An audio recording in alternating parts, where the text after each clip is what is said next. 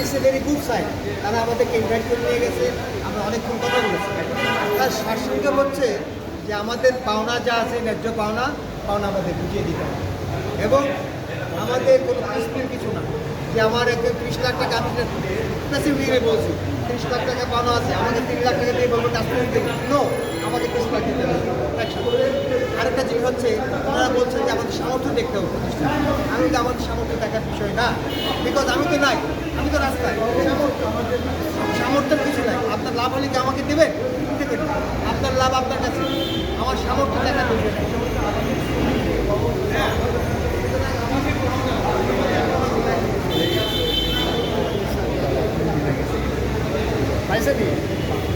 ada bangmu খেয়াল আছে আটা বাঁধবেন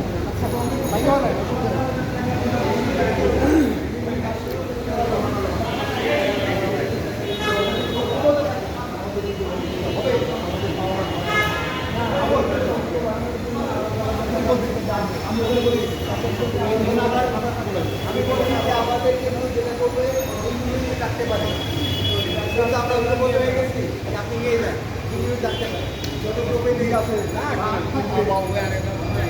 আমরা যারা কথা বলবো আমরা একসাথে আমরা যেহেতু এতদিন করে 10 বছর 5 বছর 7 বছর 13 বছর করে আমরা আবদ্ধ হতে হয়েছি, রাস্তায় নেমেছি, সুতরাং আমরা একসাথে সব ইনশাআল্লাহ আমি মনে করি আমরা যদি বলতে থাকি অবশ্যই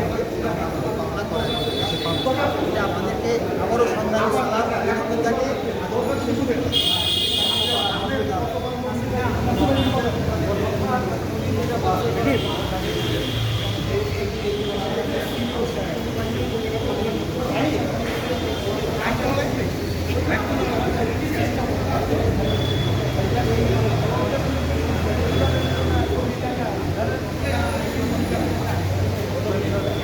Bye.